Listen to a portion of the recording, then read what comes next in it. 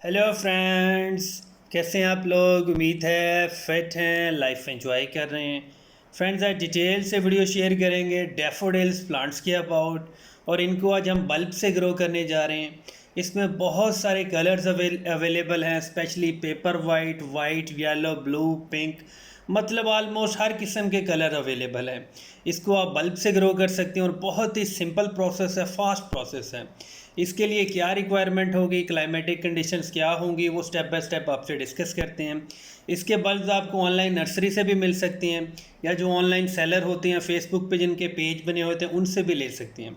कोई बहुत ज़्यादा रेट नहीं होता इनके बल्ब्स का, मैक्सिमम 40 रुपीज़ 50 रुपीज़ का अच्छा बल्ब मिल जाता है। और जब भी आप इसका बल्ब लें, आपने फिज़िकली उसको चेक करना है। बल्ब ड्राई होना चाहिए और थोड़े मोटे साइज़ का बल्ब होना चाहिए। अब ये वाले जो बल्ब हैं, ऑलमोस्ट ये सभी कलर्स के बल्ब हैं, क्योंकि 6-7 महीने पहले हमने इसको मिट्टी में से निकाल लिया था। मतलब पिछले साल ये बल्ब हमने सो किए थे, एक दो बार उसके ऊपर फ्लावरिंग हुई, और जब बहुत ज़्यादा गर्मी हुई मई जून जुलाई, तब हमने गमलों में से उसकी मिट्टी को रिमूव करके बल्ब को सेव कर लिया था। बल्ब लगाने से पहले आपका जो पोटिंग मिक्सचर है उसकी प्रिपरेशन बहुत ज़रूरी है। आपने बिल्कुल सादा सी मिट्टी यूज़ करनी है, चीकनी मिट्टी कभी भी यूज़ नहीं करनी है। वेल ड्रेन्ड सॉइल होनी चाहिए, मिट्टी का गमला होना चाहिए और चौड़ा गमला होना चाहिए। और एक गमले में आप ज़्यादा बल्ब भी लगा सकते हैं, लेकिन गमले की जो चौड़ाई है वो ज़्यादा होनी चाहिए, वाइड होनी चाहिए। मिट्टी वेल ड्रेन्ड सॉइल होनी चाहिए। थोड़ा सा आप चूना भी डाल सकते हैं, मतलब जो बुझा हुआ चूना होता है, पत्थर वाला चूना होता है, उसको बुझा के उसका थोड़ा सा पाउडर डाल दिया करें, मिक्स कर दिया करें। उसमें कैल्शियम भी होता है, और अगर चाहें तो आप थोड़ा सा राख भी डाल सकते हैं, जिसको बर्ट वुड ऐश कहते हैं, उसमें भी पोटाशियम होता है। और इसके बल्ब को आपने जब मिट्टी में लगाना है तो आपने कम से कम 1 इंच डीप करके लगाना है। उसके ऊपर जब आप मिट्टी की लेयर डालेंगे तो वो लेयर कम से कम 1 इंच की होनी चाहिए। और जिस मिट्टी से आपने कवर करना है वो बिल्कुल सादा सी मिट्टी होगी। उसके अंदर कोशिश करेंगे कोकोपीट को बिल्कुल भी ऐड ना करें, क्योंकि कोकोपीट एक ऐसा मीडिया होता है कि जब आप थोड़ा सा पानी देते हैं वो मॉइस्चर को होल्ड कर लेता है। अक्सर ये होता है कि जो हमारे बल्ब से ग्रो हुए प्लांट्स होते हैं उनको फंगस जल्दी लग जाता है।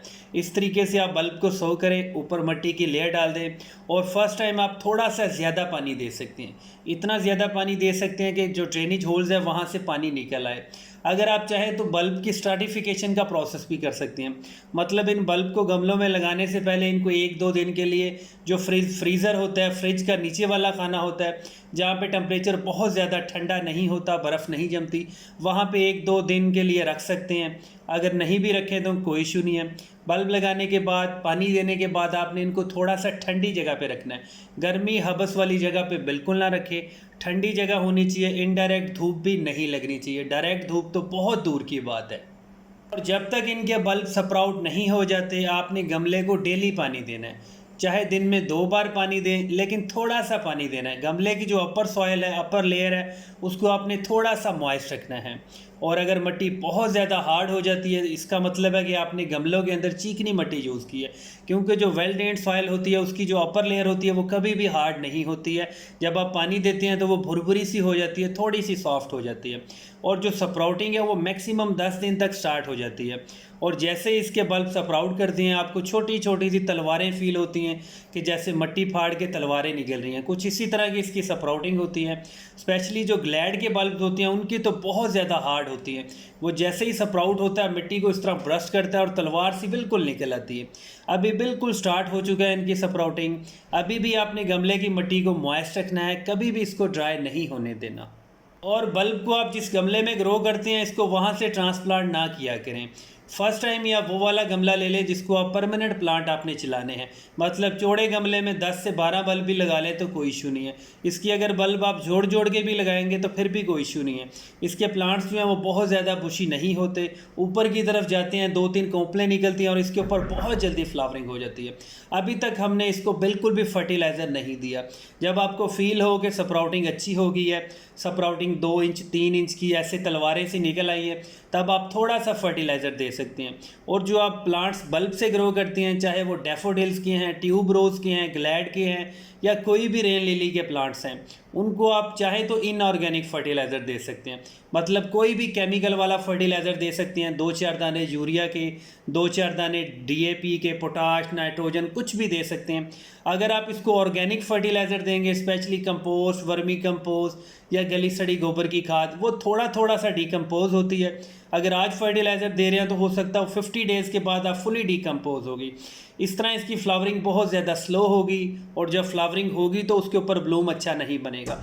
इसको आप केमिकल वाला फर्टिलाइज़र दे जो जल्दी से रिलीज़ करता है, इसको पावर देगा, ब्लूम जल्दी होगा। और ये हमारे फ्लावरिंग प्लांट्स हैं, कोई किचन से रिलेटेड इसकी कोई आइटम नहीं है। और बल्ब लगाने से मेच्योर स्प्राउटिंग तक, मतलब बल्ब लगाने के 2 मंथ्स के बाद, 60 डेज 70 डेज़ के बाद आप इनको फुल डे आउटडोर कर सकते हैं। उस वक्त मौसम में बहुत ज़्यादा ठंडक होगी, सर्दी आ गई होगी। जितनी ज़्यादा ठंड होगी आपके प्लांट उतने ज़्यादा ब्लूम करेंगे। सर्दियों में जैसी भी धूप होती है ठंडी मीठी, आप इनको धूप में रखें, आपके प्लांट्स बहुत ज़्यादा ब्लूम करेंगे। यही प्रोसेस 100% आप ग्लैड के साथ फॉलो कर सकते हैं, ट्यूबरोज़ के साथ फॉलो कर सकते हैं, और यही प्रोसेस आप रेन लिली के ऊपर अप्लाई कर सकते हैं। आपको 100% रिजल्ट्स मिलेंगे। मिट्टी का गमला हमेशा यूज़ करें, बड़े साइज़ का गमला होना चाहिए। गमला अगर डीप हो तो कोई फ़ायदा नहीं है आपको, गमला बहुत ज़्यादा चौड़ा होना चाहिए, वाइड होना चाहिए अच्छे रिजल्ट्स के लिए। Thank you friends.